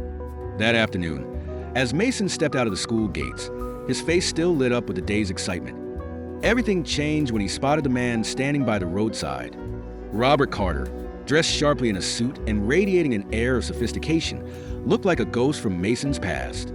Mason recognized him instantly, not from any personal encounter, but from the stories his mother had shared and the old photograph Amy had shown him a year ago. Anger surged through Mason instead of confusion. Why was this man here now, after all this time? Why show up when Mason's family was finally happy and complete? Tightening his grip on his backpack strap, Mason slowed down, his curiosity giving way to caution as Robert took a tentative step closer. Mason halted, his voice icy as he asked, "What do you want from me?" Robert stood there, momentarily frozen, hands clasped together as if trying to gather his thoughts. He had practiced so many ways to start this conversation, but facing Mason's piercing gaze made him lose his words. With a hoarse voice, he finally managed to say, "Mason, I just want to talk to you. I know it's too late, but I can't let this chance slip away." Mason let out a harsh laugh, a sound Robert never thought his son could make. "Dad, calling me your son is a joke. Do you think showing up and saying a few words will fix everything? Where were you for the last 15 years? The question hit hard, and Robert felt a tightness in his chest. He knew Mason had every right to be furious, but that didn't make the words hurt any less. "Robert, I don't have any excuses, but I'm here now. I want to make things right. I don't expect you to forgive me right away, but please, just give me a chance," Robert pleaded. Mason's stare was icy, his voice rising. Make amends? Who do you think you are? Just because you have money and power. You think you can waltz back into my life whenever you want. That's not how family works. Robert took a deep breath, trying to keep his cool, but every word from Mason felt like a punch. It hit him that Mason wasn't just angry. He was profoundly let down, a wound Robert feared would never heal. My family doesn't need you. I don't need you. My dad is the one who's always been there for me, the one who taught me how to live right, and the one who loves my mom with all his heart. You don't deserve to call me your son, and you can never replace Dad, Isaac. Robert opened his mouth to reply, but Mason interrupted, his voice shaking with emotion. You left my mom when she needed you the most. You abandoned me before I was even born, and now you're here to what? Make things better? You're too late. My family is whole. Robert stood there, speechless. Mason's words didn't just reveal the truth of his actions. They highlighted the fact that there was no place for him in his son's life. His throat felt tight, and his feet were like lead, leaving Lean unable to move or comfort Robert. Almost in a whisper, he said, I don't know how to fix this, but I want to try. Please, Mason, give me a chance. Mason's gaze was unyielding, his eyes devoid of warmth, radiating a steely determination that said it all. I don't care. Without another word, Mason turned and walked away, not glancing back. When he reached the car waiting at the curb, Isaac opened the door. The usual smile on Isaac's face faded as he noticed Mason's tense demeanor. Mason got into the car and slammed the door so hard that Robert flinched. He didn't say anything to Isaac about what had just happened, but Isaac seemed to read everything in his eyes. Robert stood frozen, his feet stuck to the ground, unsure of what to do. Mason hadn't just turned him down. He had dismissed the idea that Robert could ever be part of his life. Later, Isaac walked into the cafe with his usual calmness, but inside, a storm was brewing. Seeing Robert sitting there with a tired look made Isaac pause for a moment to gather himself. He fought the urge to confront him loudly. Isaac wasn't one to get angry easily, but Robert's decision to approach Mason without going through Amy first crossed a line. Family meant everything to him, and he wouldn't let anyone, especially Robert, hurt Amy or Mason. Isaac pulled out a chair and sat down, his intense gaze locking onto Robert. This wasn't just a chat. It was Isaac's moment to defend the family he and Amy had built. His voice was cold and sharp. You thought it was okay to talk to Mason without consulting Amy first? You really believed you had that right? Robert braced himself for the tension, feeling unsettled by Isaac's icy tone. He tightened his jaw and clasped his hands on the table, searching for something to hold on to. I didn't mean to hurt anyone, Robert said softly. I just want to be a father to Mason, even if it's just a little. Isaac let out a dry laugh, the sound heavy with both sarcasm and seriousness. You're a father now, after 15 years? Do you even realize what Amy had to go through to keep Mason safe from you? Robert looked up, guilt written all over his face as he met Isaac's unwavering gaze. The weight of the accusation felt like a ton, but he was at a loss for words to defend himself. Isaac's voice rose, anger bubbling up. You didn't just abandon her, Robert. You humiliated her, you hurt her, and you turned Mason's early years into a nightmare. Amy had to pick herself up all on her own, working from dawn till midnight in a shabby factory just to afford diapers. She faced society's judgment for being a woman, for being a single mom. Robert swallowed hard as Isaac's words hit him like a series of blows, bringing back memories he tried to forget. Amy on the floor of the penthouse, tears streaming down her face as he coldly pushed her away. Isaac's voice softened but remained firm. And while you lived your life of luxury, Amy fought tooth and nail to raise your son. Don't come to me now saying you want to make things right. Regret isn't enough, Robert. It never will be. Robert got back to his penthouse after the show, his head buzzing with thoughts of Amy and Mason. Sleep was impossible. He just sat by the window, gazing at the sparkling city below. Each flickering light seemed to echo the emptiness he felt inside. There was no doubt Mason was his son, but for 15 years, Robert had been completely unaware of his existence. He wasn't just a bad dad. He had walked away from his family before it even began. The next morning, Robert made up his mind to meet Amy. He reached out to a mutual friend to set up a discreet meeting, away from the prying eyes of the media. Deep down, he knew he had no right to ask for anything, but he needed answers, not for himself, but for Mason. At a cozy cafe, Amy waited for him, choosing a quiet corner table bathed in soft light, hoping the calm atmosphere would help her keep it together. But inside, she was a whirlwind of anger, pain, and exhaustion at the thought of facing the man who had hurt her so deeply. When Robert walked in, he appeared calm, but his eyes told a different story. Heavy and tired from emotions he couldn't quite express. He took a seat across from her, and the silence between them felt thick. After a moment, he let out a soft breath and said, "Thanks for meeting me." Amy didn't reply right away. She stared at her coffee cup, searching for the right words to protect herself from getting hurt again. Finally, she asked, "What do you want to say, Robert?" Robert hung his head, his hands tightly clasped together, a nervous habit of his. Taking a deep breath, his voice trembled as he spoke. "Amy, Mason is my son, isn't he?" I knew at the moment I laid eyes on him. The question didn't catch Amy off guard. She had been anticipating it since the night before and knew she couldn't dodge the truth forever. Still, that didn't make it any easier to respond. She lifted her head, meeting his gaze head-on, unwavering. "Yes, Mason is your son, but you chose to leave us a long time ago. That fact doesn't change anything." Robert felt like the air had been knocked out of him. He had hoped that his acknowledgement and regret might lead to some form of redemption, but Amy's response hit him like a cold slap, snuffing out even that small glimmer of hope. Lowering his head again, his voice was hoarse. "I didn't know. I didn't think you." Amy interrupted him, her tone sharp yet controlled. "Don't make excuses. You didn't think, Robert. That's always been your issue. You only cared about yourself, your ambitions, and what you wanted. Because of that, you chose to abandon me and Mason, even without knowing he existed." She leaned back in her chair, her gaze drifting out the window to a world where people live free from the burdens of the past. Unlike her, taking a deep breath to steady herself, she continued, "When you threw me out of that penthouse, Robert, I had nothing. I didn't just lose the man I loved. I lost my faith in myself. But I picked myself up. I did everything I could to protect Mason and give him a better life. Isaac was there for me. You weren't." Robert clenched his hands tighter, guilt weighing down on him until he could barely breathe. "I know I was wrong, but Amy, please let me do something for Mason. I don't want to ruin the family you built, but he deserves to know the truth about his father."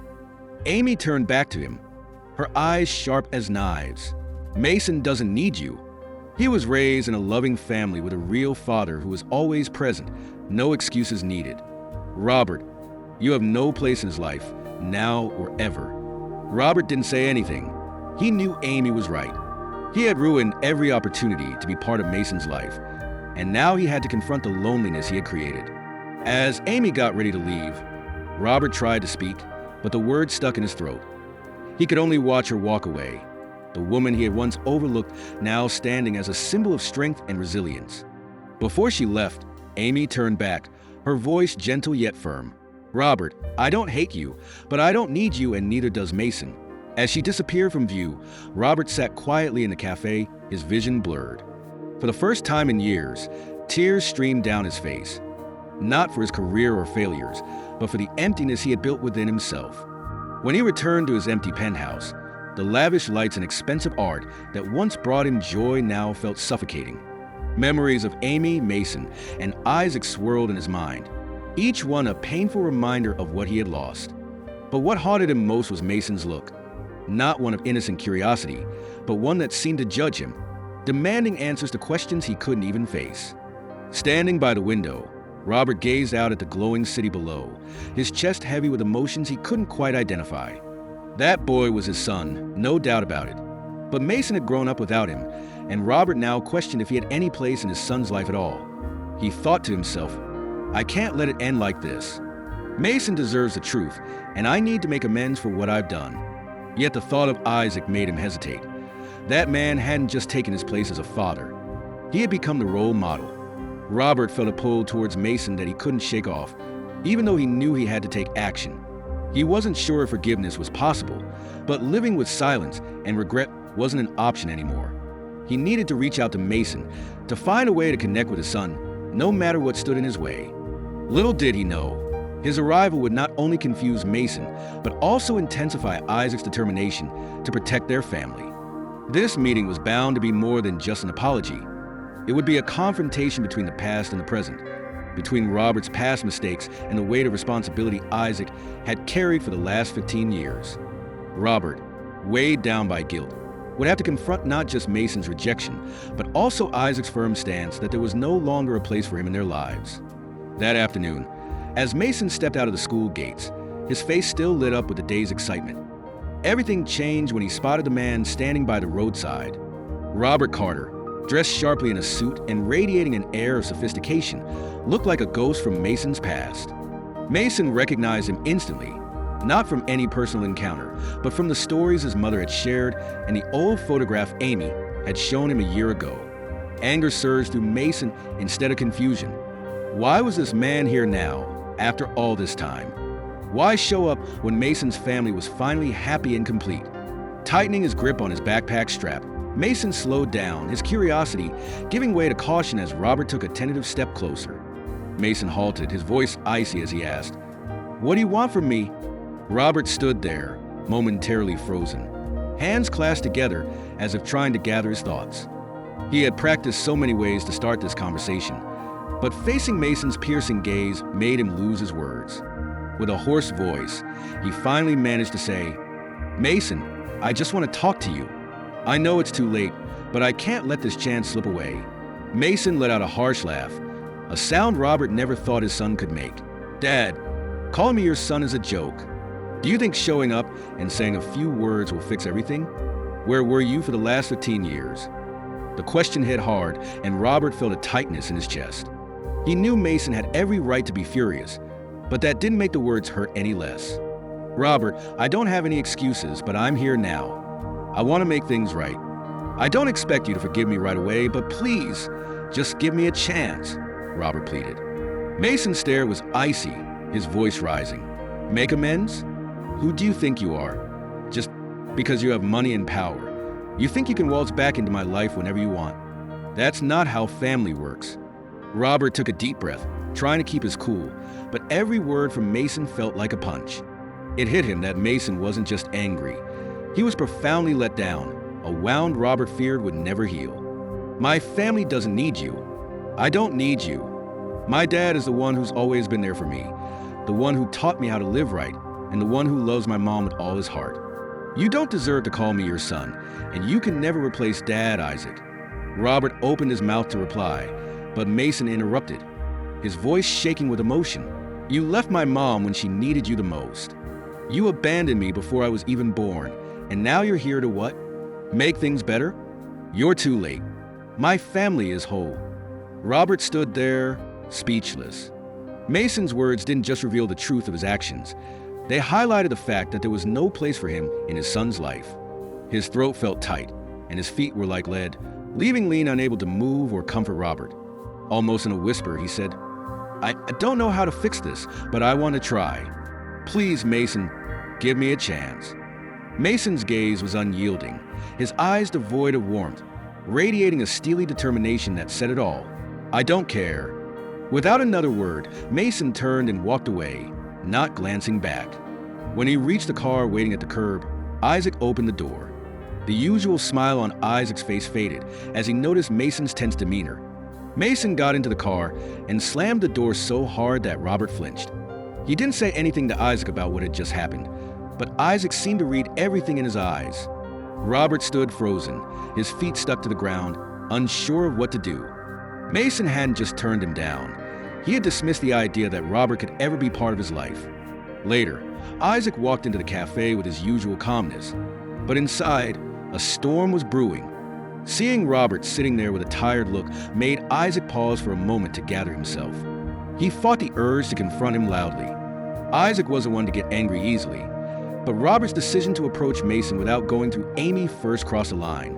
Family meant everything to him, and he wouldn't let anyone, especially Robert, hurt Amy or Mason.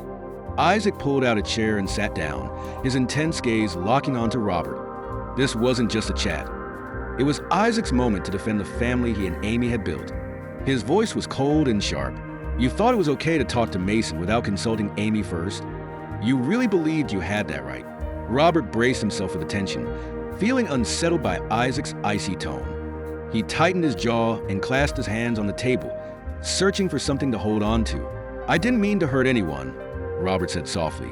"I just want to be a father to Mason, even if it's just a little." Isaac let out a dry laugh, the sound heavy with both sarcasm and seriousness. "You're a father now, after 15 years? Do you even realize what Amy had to go through to keep Mason safe from you?"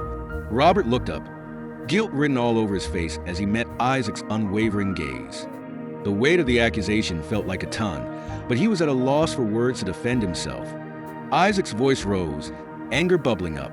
"You didn't just abandon her, Robert. You humiliated her, you hurt her, and you turned Mason's early years into a nightmare." Amy had to pick herself up all on her own, working from dawn till midnight in a shabby factory just to afford diapers. She faced society's judgment for being a woman, for being a single mom. Robert swallowed hard as Isaac's words hit him like a series of blows, bringing back memories he tried to forget. Amy on the floor of the penthouse, tears streaming down her face as he coldly pushed her away. Isaac's voice softened but remained firm. "And while you lived your life of luxury, Amy fought tooth and nail to raise your son. Don't come to me now saying you want to make things right. Regret isn't enough, Robert. It never will be." Please subscribe before leaving. Also, like, comment, and forward. Do not forget to subscribe the channel if not done so far. Thank you. Robert hung his head, his hands shaking as they rested on the table. He didn't know how to respond because Isaac was right. Everything he had done was unforgivable. I know I messed up. I have no excuses, but Mason is my son. I just want a chance to do something right for him." Isaac shook his head slowly, disappointment clear on his face. "Your son, Robert. Being a father isn't just about blood. Mason doesn't know you, and he doesn't need you. He has a family, a mother who sacrificed everything to raise him, and a father who has been there every step of the way to love and protect him. There's no place for you in this family." Robert lifted his head, his voice trembling, but laced with urgency as he locked eyes with Isaac. "I'm not trying to take your family away from you, Isaac. I just want Mason to know that I regret what I've done. I want to show him I can change." Isaac placed his hand on the table, a small gesture that stopped Robert's words in their tracks, like a solid barrier. "Your regret means nothing to Mason," Isaac replied firmly. "He grew up without you. Don't use him as a way to redeem yourself. Amy taught him everything he needs to know, and I've shown him how to live with integrity. Mason is doing just fine." Robert opened his mouth to respond, but no words came out. He slumped in his chair, the weight of despair pressing down on him. Isaac stood up, adjusting his jacket while keeping his gaze steady on Robert. "I don't hate you, Robert, but I won't let you hurt this family again. Mason doesn't need you, and neither does Amy. Goodbye." As Isaac walked away, Robert remained seated, staring at the untouched coffee in front of him. Isaac's last words echoed in his mind. "Mason doesn't need you." In that moment, Robert understood that his quest for redemption was not just tough. It might have been doomed from the start. Not because he didn't want to change, but because he felt he didn't deserve it. Stepping out of the cafe into the biting cold, the chill mirrored the emptiness inside him. Isaac's words rang in his ears. "Mason doesn't need you, and neither does Amy." Yet, Robert couldn't shake the feeling of urgency. He had to do something, had to break through the barrier between him and his son. Mason has to know I've changed. "I won't give up," he told himself. On the flip side, Mason was also struggling with his feelings. Robert's unexpected return didn't just throw him off balance. It reignited a deep-seated anger he thought he had buried long ago. Mason had always been curious about his biological father and why he was absent from his life. But now that Robert had finally shown up after all these years, all Mason felt was anger. As the family gathered that evening, he couldn't keep his emotions bottled up any longer. He snapped, questioning who Robert thought he was, and if he really believed that just appearing would fix everything. To Mason, Robert was nothing. Amy stayed quiet, worry etched on her face as she observed her son. Isaac placed a calming hand on Mason's shoulder, his expression both gentle and firm. "Mason, I get that you're upset, but you need to stay composed. The best way to protect our family is to not let your anger take over." Mason nodded, though the fire inside him still burned strong. He couldn't bear the thought of staying quiet. He wanted Robert to know he had no right to waltz back in and disrupt their lives. The tension hit a boiling point when Mason decided to confront Robert head-on, determined to make it clear how unwelcome he was. But during their confrontation, something unexpected and dangerous happened, putting Mason's life at risk. In that intense moment, he was forced to rethink everything: his feelings about Robert, the chance for forgiveness, and what family truly meant. The press conference for Carter Lux was held in the grand ballroom of a fancy five-star hotel in New York City. The opulent venue, adorned with sparkling chandeliers and perfectly arranged seating, was packed with influential figures from the fashion world and eager reporters. Robert Carter, the founder and CEO of the brand, stepped onto the stage with his usual flair.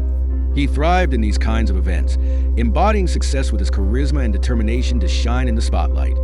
As he smiled at the audience, basking in their applause, he was unaware that this moment would also force him to face a truth he could no longer avoid, lurking at the back of the room. Mason stood there, his intense gaze locked on Robert, fists clenched tightly at his sides as he fought to keep his anger in check. He hadn't come to listen. He was ready to unleash everything he'd been holding back for too long. As the QA session kicked off, Robert was in the middle of discussing Carter Lux's expansion into Asia when Mason abruptly stood up. "Mr. Robert Carter, do you really think someone who abandoned his family has the right to talk about responsibility?" The room went dead silent. All eyes were on the tall, composed teenager, his bold voice slicing through the tension. Some journalists gasped at the audacity, while others instinctively raised their cameras, flashes lighting up the room like a storm. Robert, caught off guard, froze under the spotlight, disbelief written all over his face. He tried to regain his composure, but the tremor in his voice gave him away. "I don't know who you are, but if you have a question, please be respectful and professional." Mason stepped closer, his voice rising with determination. "You don't know who I am? I'm Mason, your son." A wave of shock swept through the room. Cameras clicked rapidly, capturing every moment as guests whispered in disbelief, their eyes darting to Robert, who stood frozen, his expression a mix of shock and denial. Mason moved in even closer, his piercing gaze unwavering. Years of pent-up pain, resentment, and anger erupted from him like a volcano. He wasn't just speaking for himself. He was voicing the struggles of his mother, who had suffered through what Robert wanted to forget. "You abandoned my mother when she needed you the most. You threw her out with nothing, not caring that she was pregnant with me. Do you think someone like that deserves respect?" The words crashed into the room like a thunderclap, and the tension thickened as every journalist leaned in, eager to capture the moment in notes or through their cameras. Robert stood frozen on stage, beads of sweat forming on his forehead despite the cool air conditioning. For the first time, he felt completely lost, unsure of what to say or do. His voice trembled as he tried to regain control. "Mason, this isn't the right place for this. If you want to talk, we can find somewhere private." Mason let out a cold, bitter laugh. "Private? Are you scared of being exposed in front of everyone? Don't worry, I'll keep it short so everyone can see for the coward you are." The relentless flashes from the cameras captured Robert's crumbling facade, his carefully crafted image starting to fall apart under Mason's accusations. Mason stepped closer, his voice rising with each word, each one a damning statement against Robert. "You lived in luxury while my mom worked herself to the bone to raise me. Did you ever think about us, or was your precious reputation all that mattered?" The journalists jumped at the chance to ask their own questions. "Mr. Robert Carter, is this true? Is he really your son?" Another chimed in. "How will this affect Carter Lux's image?" Robert felt his world spinning out of control, powerless to regain his footing. His voice barely a whisper, he pleaded, "Mason, I know I was wrong. I'm trying to make things right, please." But Mason cut him off, his tone sharp and unyielding. "Make things right? Do you think you can just waltz back into our lives and fix everything? You abandoned us when my mom needed you the most, and now you want to act like nothing happened? It's ridiculous." Mason turned to the audience, addressing the room with intensity. He locked eyes with Robert Carter, the man everyone admired, the man they praised. "The truth is," Mason said, "the person you look up to is someone who walked out on his family. He's more interested in dodging responsibility while enjoying his riches." The atmosphere was thick with tension. Some journalists paused their note-taking, while others frantically typed or shouted questions at Robert. "Mr. Carter, is this true? Is he your son?" one journalist pressed. Another chimed in. How will this affect Carter Lux's reputation? Robert tried to respond, but no words came out. He felt utterly helpless, each question striking like a knife at the carefully crafted image he had built over the years. Mason shot Robert one last, piercing glance. "You're not my father. You never were." With that, he turned and walked away, leaving Robert alone on stage, exposed to the harsh scrutiny of the crowd. Robert stood frozen, feeling as if everything he had worked for was collapsing. For the first time, he didn't just feel defeated. He felt like an outsider in the world he had created. Meanwhile, across the city, Amy and Isaac watched the press conference unfold on TV. Isaac shook his head, placing a comforting hand on Amy's shoulder. "Mason said everything he needed to, but I'm worried this isn't over," he said. Amy clasped her hands tightly, her eyes filled with worry. Mason can't hold on to this anger forever, but he's still too young to realize how much it will hurt him in the long run. The incident quickly became the talk of the town, with tabloids and online media buzzing with sensational headlines. Carter's secret son. The truth about the Carter Lux founder. The perfect image shattered. Social media exploded with reactions. One user wrote, "Robert Carter is a hypocrite. Absolutely disgusting." Another commented, "I admire Mason for standing up. What a brave young man." A third added, "This shouldn't be public, but it's clear Robert Carter has a lot to answer for." Carter Lux's board of directors was in a panic, holding an emergency meeting to discuss the fallout from the scandal and how it might affect the brand. Robert, who had always been the one in charge, now found himself facing a wave of criticism and doubt. Meanwhile, Mason stepped out of the hotel, his head spinning with mixed feelings. He had said everything he needed to at the press conference, but the anger inside him was still simmering, growing heavier and leaving him with an unexpected emptiness. The vibrant New York streets at night mirrored his inner chaos. The bright lights, the rush of traffic, and the city's constant buzz felt overwhelming. Mason longed to find a quiet spot to reflect on whether this relentless anger was really worth it. Behind him, Robert stood outside the hotel, fists clenched tightly. He watched as Mason blended into the crowd, a wave of anxiety washing over him. Robert thought to himself that Mason might not need him, but he didn't realize the trouble into which he was getting. "I have to look out for him, even from a distance."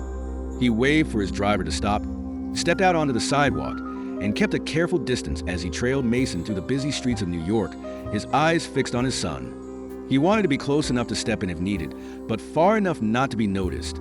As Mason wandered aimlessly, his mind replayed the press conference, the image of Robert on stage, looking helpless and pained, haunting him. Instead of easing his anger, it only stoked the flames that had been burning for years. Mason muttered to himself, "He thinks he can just swoop in and fix everything.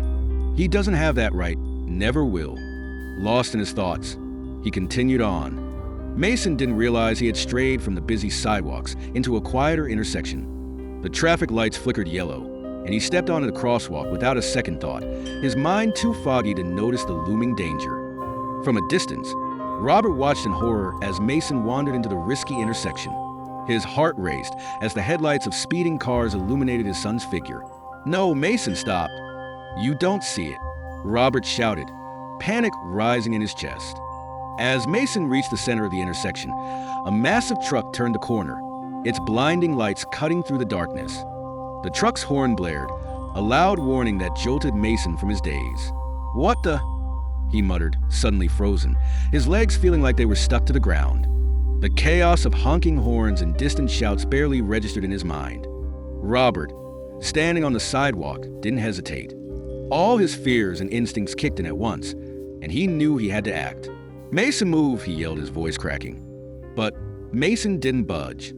Without thinking twice, Robert sprinted toward his son, his legs moving faster than he ever thought possible, driven by an overwhelming love. He reached Mason just in time, pushing him hard toward the safety of the curb. Mason tumbled onto the sidewalk, rolling a few times before stopping, his wide, terrified eyes locked onto Robert. There was no time for Robert to save himself as the truck screeched to a halt, tires screaming against the pavement. But it was too late. The impact sent Robert flying across the intersection, his body hitting the ground with a sickening thud. Gasps and shouts from onlookers filled the air as Mason sat on the cold pavement, hands pressed against the ground. staring in shock at Robert's crumpled form in the middle of the road. The guy he had spent his whole life hating, the one he promised to despise forever, was now lying there motionless, with blood pooling beneath him under the harsh streetlights. Mason's voice was shaky as he whispered, "Why? Why would he do that?" He didn't have to. With legs that felt like jelly, Mason stood up, each step toward Robert feeling heavier than the last. A whirlwind of emotions raged inside him, anger at how he could ever forgive someone who had caused his mother so much suffering. Robert had left them, forcing his mother to face everything alone. But then there was compassion. He couldn't shake the memory of Robert throwing himself into danger to save him. The man hadn't hesitated for a second. Mason wanted to scream at Robert, to blame him for every tear his mother had shed, yet a small part of him longed to kneel beside him and hold his hand. So, he dropped to his knees next to Robert, his trembling hands resting on the man's shoulder. Blood from a gash on Robert's forehead trickled down, staining the pavement like a ticking clock. Mason's voice broke with a mix of anger and fear as he shouted, "You idiot! Why did you do that? You didn't have to save me." Robert's eyes fluttered open, weak and unfocused. He barely lifted a hand, reaching for Mason with the little strength he had left. "Are you okay?" he managed to say, his voice faint. Mason bit his lip hard, tears spilling over despite his efforts to hold them back. The anger in his voice softened, replaced by a tremor as he choked on his words. "You're so stupid. Do you think this changes anything? Do you think saving me makes up for everything?" Despite looking pale, Robert managed a faint smile. "No, I don't expect forgiveness," he said, his voice barely audible. "But I couldn't let you get hurt. You're my..." The words crashed over Mason like a tidal wave, breaking down the walls he had built around himself for years. Robert wasn't Mason's father, but as Mason knelt next to the man who had put everything on the line to save him, he couldn't ignore a simple fact. Robert had been a father figure in the truest sense. With tears whispering down his cheeks, Mason confronted him. "You made my mom suffer. You abandoned us. But why? Why would you save me now?" Robert remained silent, his eyes slowly drifting shut. Panic surged through Mason as he clutched Robert's hand tightly, unwilling to let go. "Don't you dare die on me. Do you hear me? Don't you dare. Don't make me hate you even more." The wailing sirens of an approaching ambulance filled the air, and paramedics rushed to Robert's side. Yet, Mason held on, as if that grip was the only thing keeping him tethered to reality. As the ambulance raced toward the hospital, Mason sat beside Robert, his tear-streaked face pale but determined. For the first time, he felt something other than anger when he looked at Robert.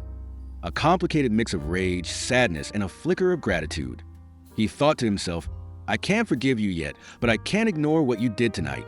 Deep down, Mason understood that this act wouldn't erase the past, but it had shifted something undeniable. Robert Carter had saved his life, no matter the cost. The hospital was wrapped in an eerie stillness, with fluorescent lights flickering softly above and the faint sound of nurses' footsteps echoing down the hall, blending with the heavy silence in Robert's room. He woke up to a dull ache in his bandaged arm, a pounding headache, and the overwhelming solitude that surrounded him. Mason was gone. No goodbye, no lingering words, just an emptiness Robert couldn't begin to fill. The memory of Mason gripping his hand in the ambulance flickered in his mind like a fleeting glimmer of hope. Now, lying in the sterile hospital bed, he wondered if his sacrifice had done anything to bridge the gap between him and his son, or if it had only emphasized the unbridgeable distance of the past 15 years. Amy and Isaac were curled up on their couch, glued to the news replaying the accident. Amy's expression turned steely as she saw Robert's bloodied shirt flash on the screen, dredging up painful memories she had tried to forget. She whispered, her tone icy, "He's still the same, always acting when it's too late." Isaac looked at her, concern etched on his face. He understood that Amy wasn't completely unaffected by Robert's actions. Gently, he reminded her, "But he saved Mason. That has to mean something, right?" Amy paused, recalling the sincerity in Robert's eyes during the press conference, something she thought he had lost. Yet, his reckless act for Mason left her feeling uneasy, forcing her to face emotions she thought were buried. She murmured, almost to herself, "Mason is all he has left. If he can't protect that, then what does he have?"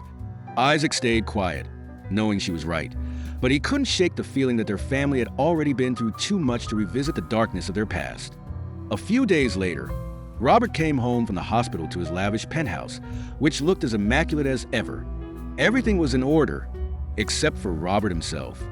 There were no flashing cameras or reporters waiting for a comment, just the heavy silence of a man left alone to face his failures.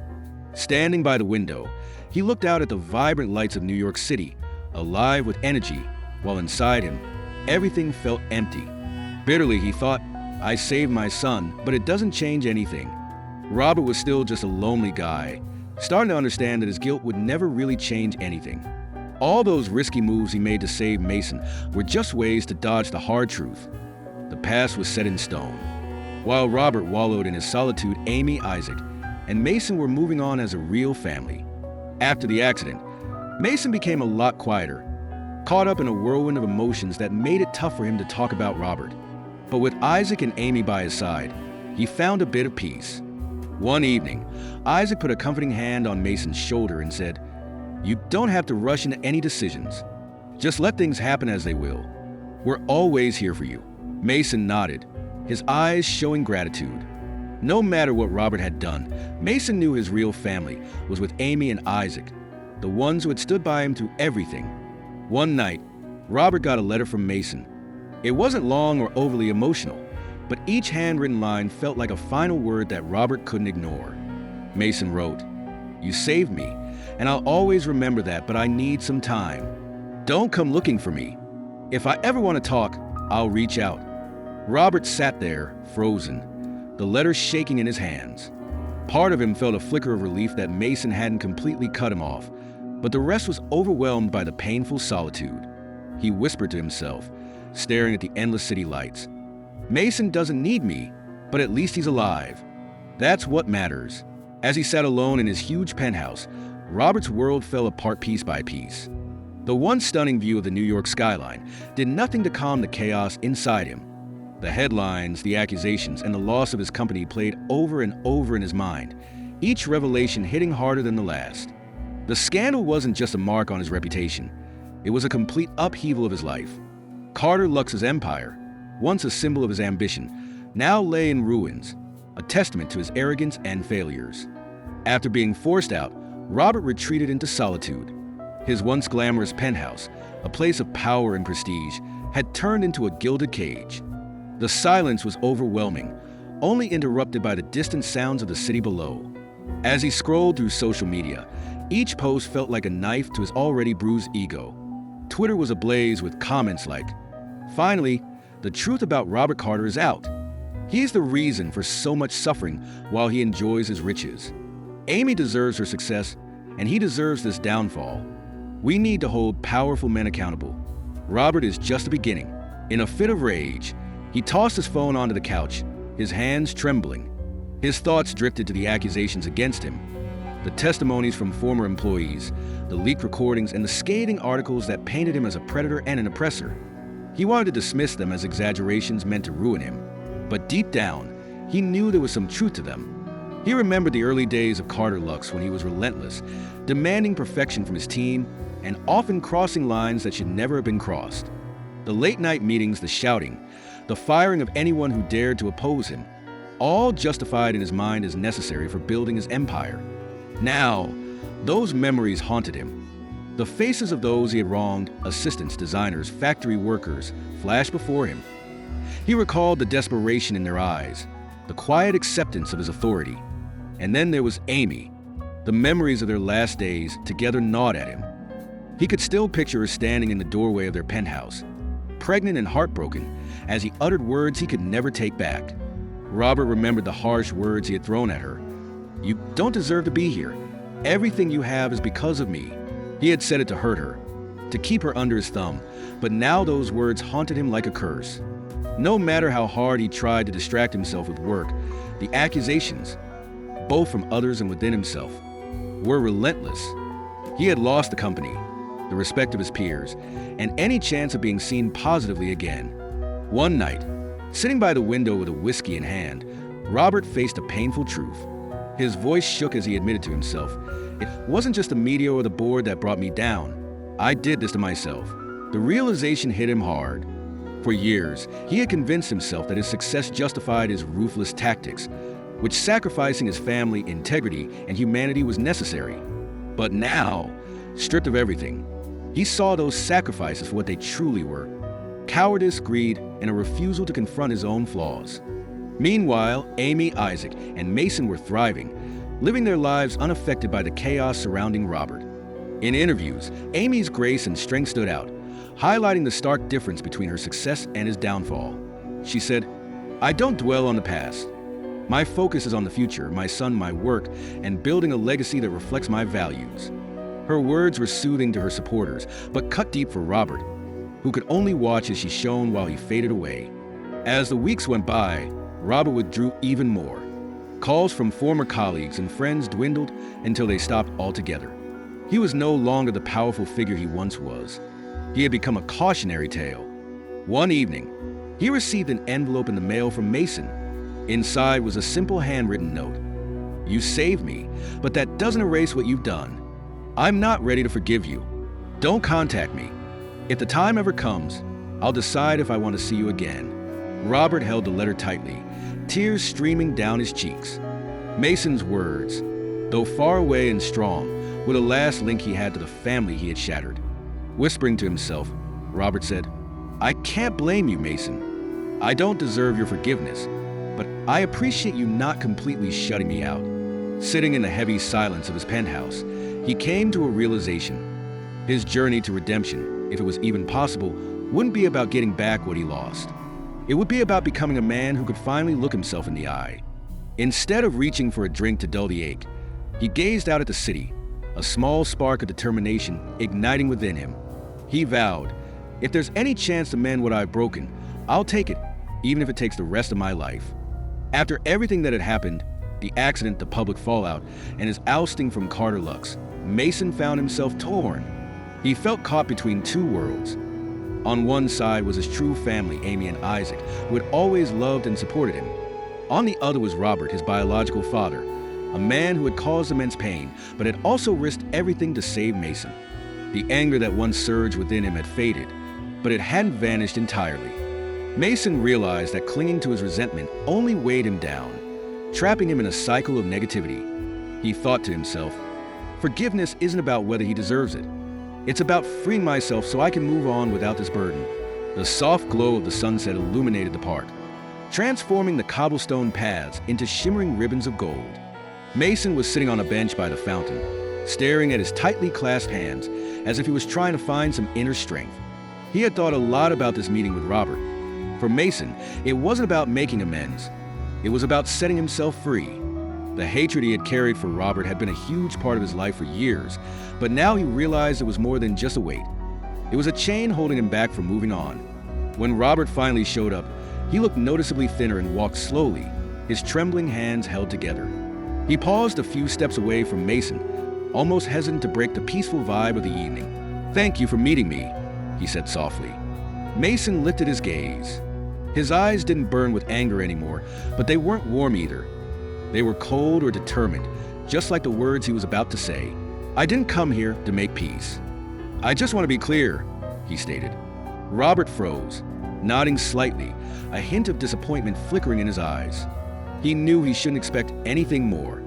Mason leaned forward on the bench, hands still clasped, the tension in his voice easing a bit, but his stare remained steady. "I have a family now. My mom, dad, and Isaac mean everything to me.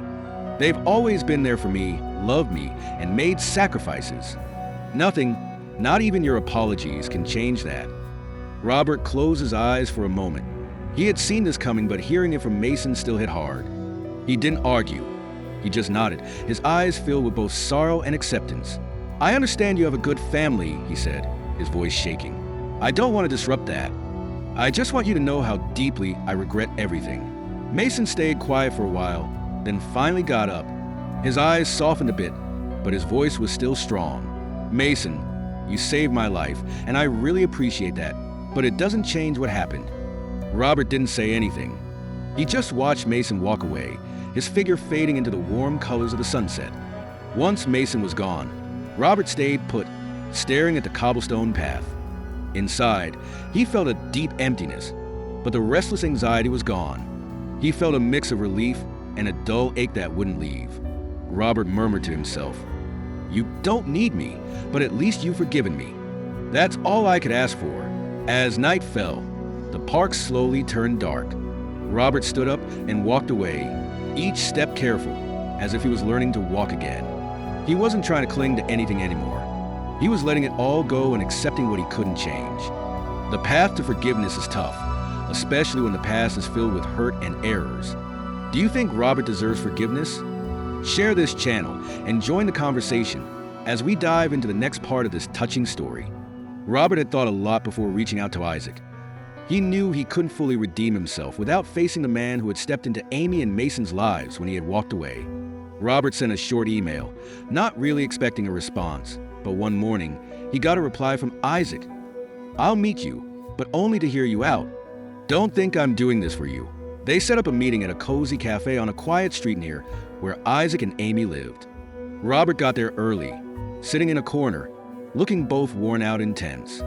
When Isaac walked in, his calm presence and sharp gaze carried a weight that made Robert's heart race. Robert sat quietly in the dim corner of the cafe, his coffee growing cold and untouched. The ambition that once sparkled in his eyes had faded to a tired, hollow stare. The cafe door creaked open, and Isaac walked in, tall, composed, and purposeful. He radiated a quiet confidence that instantly caught Robert's attention. As Isaac made his way to the table, Robert instinctively stood, his hands trembling slightly with nerves. Isaac looked at him with a steady gaze, not angry but lacking warmth. In a calm, measured tone, he said, "I didn't come here to make friends. Just say what you need to say." Robert nodded, feeling unsettled by Isaac's straightforwardness.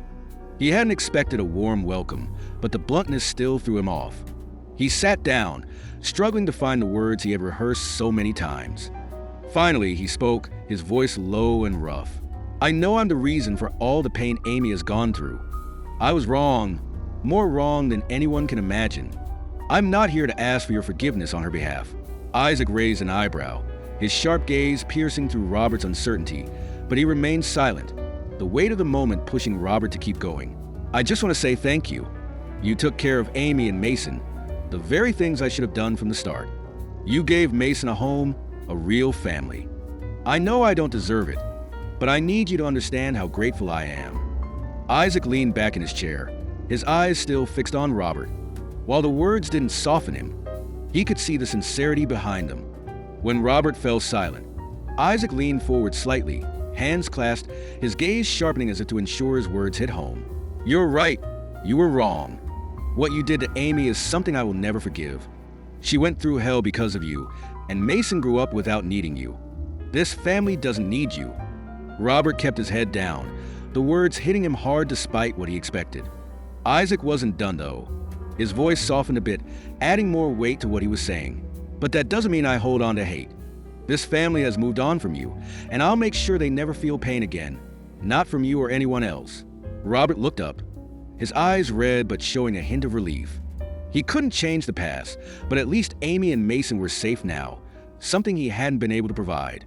He took a deep breath, feeling like he was shedding some of the heavy burden he'd carried for years. But there was still one thing he needed to say, a final request he had to make. "Isaac, I need you to promise me something. Take care of Era and Mason. Make sure they never suffer again."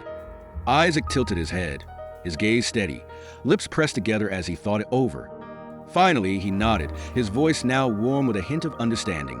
"Robert, I don't need you to remind me. Amy and Mason mean everything to me.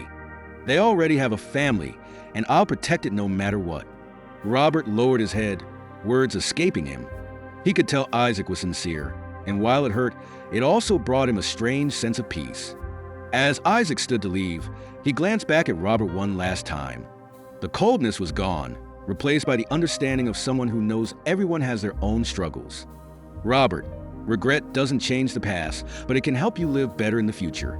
Do what's right, not just for them, but for yourself."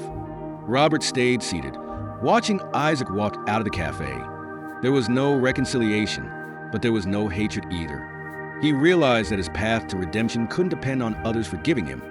It had to start with his own choices moving forward. "Thank you, Isaac, and I'm sorry," he whispered to himself, his voice thick with emotion as he sat there alone. The cafe buzzed softly, filling the quiet as he gazed at his untouched coffee. He knew he hadn't been forgiven, but for the first time, he felt a hint of what it meant to begin anew. The fashion stage in Paris, the city of light, shone brilliantly under the spotlight, accompanied by the powerful resonance of symphonic music. The room was packed with fashion lovers from all over, their eyes glued to the latest collection from Heritage by Amy. Amy stepped out from backstage, glowing with confidence. This collection was more than just a stunning display of design. It was a reflection of her journey, telling the tale of a woman who had overcome pain, injustice, and numerous challenges to reach the pinnacle of the international fashion scene. Beside her stood Isaac, the man who had supported her through every up and down, his posture strong and his eyes filled with pride as he admired Amy. On her other side was Mason, now grown and radiating charisma, the runway lights highlighting the confidence on his face as he walked with his parents. In a dim corner of the audience, Robert watched the scene unfold, his gaze following every step Isaac and Mason took. They looked like the perfect family, a complete picture he felt he no longer fit into. Taking a deep breath, he felt a mix of bitterness and regret swirling inside him. But for the first time in years, he didn't feel envy or resentment. Instead, he recognized that this happiness was a result of his own choices. Robert thought to himself, they deserve this joy, and I have no right to intrude. As the show wrapped up and applause erupted like thunder, Robert stayed seated. He didn't stand to celebrate or seek their acknowledgement. Instead, he offered a sad but genuine smile, whispering to himself, I'm no longer part of this story, but at least I haven't made it worse. Robert finally realized he was figuring out how to deal with reality. He stopped chasing after forgiveness or hoping for another shot at fixing his past. Instead, he understood that redemption wasn't about getting noticed. It was about quietly doing the right thing, even if no one else was watching. Do not forget to subscribe to the channel if not done so far. Thank you. Please subscribe before leaving. Also, like, comment, and forward. Do not forget to subscribe the channel if not done so far. Thank you.